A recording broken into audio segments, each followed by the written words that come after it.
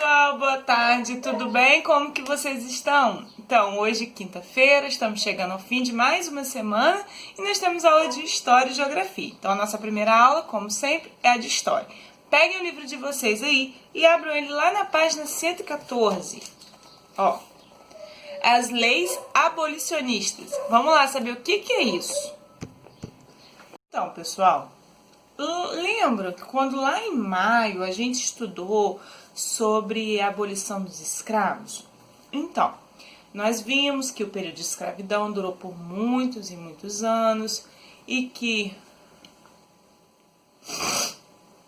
um dia a Lei Áurea foi assinada pela Princesa Isabel.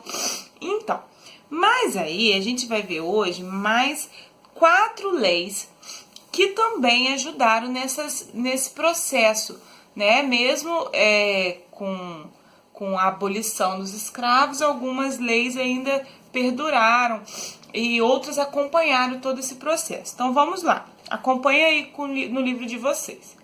Vários movimentos em defesa da libertação dos escravos partiram também de autoridades e de pessoas livres, chamadas de abolicionistas. Abolicionistas eram a mesma coisa que pessoas que reivindicavam a liberdade desses escravos. Eles eram chamados de abolicionistas.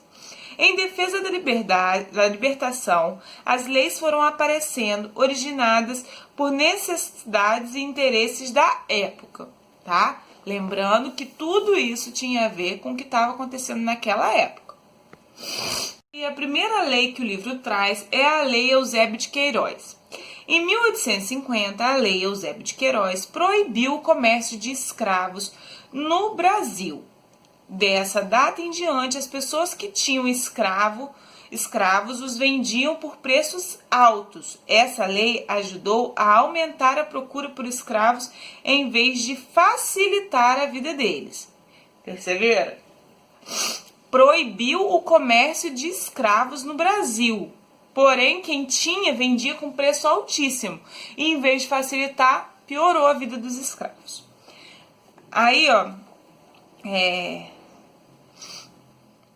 as outras leis foram a Lei do Ventre Livre. Como assim a Lei do Ventre Livre?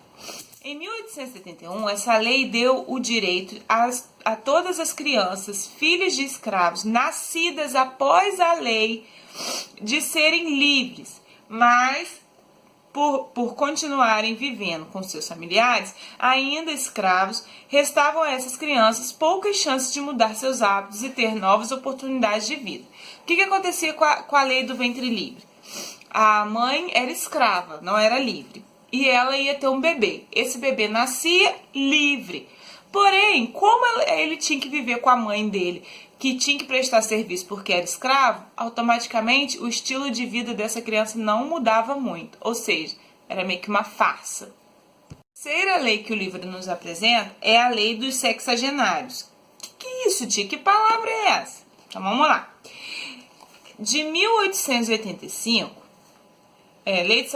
Lei dos Sexagenários de 1885. Libertou todos os escravos que tivessem mais de 60 anos de idade. A lei deixou os escravos mais idosos sem nenhuma garantia, já que muitos passaram toda a vida com seus senhores. Alguns permaneceram ainda junto a seus antigos donos, vivendo como podiam, prestando serviço e recebendo alimento e moradia. Essa lei aqui, se vocês podem perceber que as leis elas tinham falhas, elas tinham uma boa intenção, mas ao final acabava que de alguma forma ainda prejudicava a vida dessas pessoas. Por quê? A lei do sexagenário era para todas as pessoas que tivessem 60 anos ou mais, né, mais de 60 anos, elas estariam livres.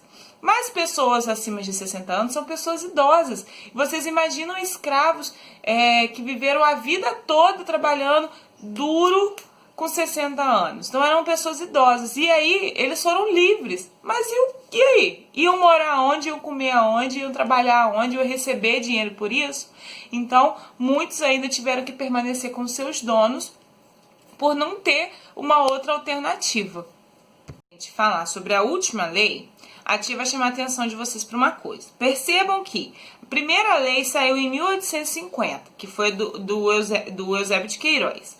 Depois veio em 1871, 21 anos depois. Depois veio outra em 1885. Olha só, hein? E 14 anos depois, né, mais ou menos. E aí, por último, veio a Lei Áurea. Então, essas leis abolicionistas, elas antecederam a lei que realmente proibiu, que deu fim na escravidão no Brasil, tá? E aí é essa lei que a gente vai falar agora, que é a Lei Áurea. Assinada em 13 de maio de 1888, acabou com a escravidão oficial no Brasil, o último país da América a abolir a escravidão, em uma época em que havia só 5% de escravos negros no país. Após a libertação, os escravos ficaram desamparados. Poucos africanos ainda estavam nas condições de escravos quando foi assinada a Lei Áurea, em 13 de maio de 1888. Os homens e as mulheres livres não conseguiram arranjar outro tipo de trabalho. Muitos deles voltaram às suas antigas fazendas ou procuraram outras fazendas para continuar trabalhando. Os valores que recebiam eram baixos e as condições de vida tornaram-se difíceis. Parte desse grupo foi viver nas cidades e morar em lugares precários. Outra coisa que a tia precisa chamar a atenção de vocês. Não entenda a Lei Áurea como uma coisa... a princesa Isabel fez um bem. Não, se vocês forem perceber aqui, o livro fala que apenas 5% da população ainda era escravo negro. Por quê? Porque desde 1850 veio um processo. E aí, quando chegou na vez da princesa Isabel, ela já estava pressionada, ela já não tinha mais o que fazer, entendeu? Aí a bonita foi lá e assinou como libertadora dos escravos. Mas a gente acabou de perceber que isso foi um processo. E durante esse processo, de acordo com essas leis que, como a gente falou, eles tinham boas intenções, às vezes prejudicavam, mas tinham boas intenções, foi diminuindo. Primeiro foi do ventre livre, então nascia livre. Depois foi do sexagenário, e aí os acima de 60 anos estavam livres. Antes disso veio o Eusébio de Queiroz, que não podia vender. Então isso foi dificultando. Quando chegou a vez da princesa Isabel assinar a Lei Áurea, ela fez isso porque ela já tinha visto que não tinha mais jeito, que já estava caminhando para isso. Então, se ela quisesse ser boazinha e pensar realmente no bem-estar da população negra e africana e os demais que viviam aqui, ela tinha que ter feito isso há muito tempo. Não quando chegou nesse pé aqui que estava onde a população já era mínima e como não tinha o que fazer, ela viu o que ia acontecer, ela pegou, foi lá e assinou para sair como boazinha, tá? Então fiquem atentos a isso. Agora a gente vai virar para a página 115 e vai continuar. Os donos de escravos revoltados com a lei não ajudaram seus antigos trabalhadores. Pelo contrário, criaram condições ainda maiores para dificultar a colocação dessas pessoas na vida profissional. Quando foi votada a Constituição de 1891, aos escravos foi negado o direito de voto, um dos direitos do cidadão. Esse artigo dizia que o voto não era permitido aos analfabetos, e essa era a situação de todos os escravos que ganharam a libertação, mas não a cidadania. As consequências de longos anos de escravidão resultaram em dificuldades para os africanos e seus descendentes. Eles foram forçados a viver em uma sociedade que não lhes reconheceu o valor. O movimento para a liberdade, de fato, está acontecendo em nossos dias. As manifestações de grupos na sociedade, as novas leis que foram recuperando a história e a cultura desse povo já estão sendo aplicadas. Assim, o novo caminho da verdadeira libertação já começou. Por que ele está falando isso aqui? Porque foi isso que a gente falou. A princesa Isabel deu a lei, assinou a lei para libertar, mas não deu condições. Então eles ficaram livres, mas não eram reconhecidos como cidadão, não sabiam ler e escrever, e por isso não podiam votar. E por aí a gente tem uma série de problemas que eles começaram a enfrentar. E o livro fala que hoje sim eles tiveram uma liberdade de fato, porque hoje tem leis, hoje é crime o trabalho escravo e por aí vai, entendeu? Mas Foi isso que aconteceu durante esse processo todo da escravidão e da abolição dos escravos. Aí vocês vão fazer essa atividade aqui, ó, aqui de baixo, tá?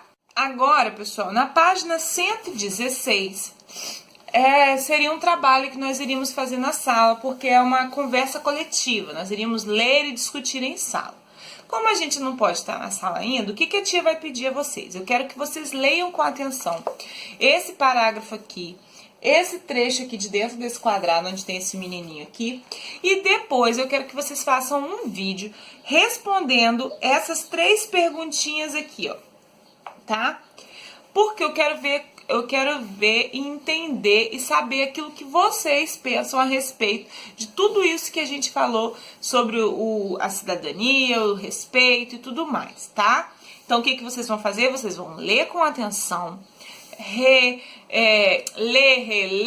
se precisar ler várias vezes, e depois vocês vão responder essas perguntas assim.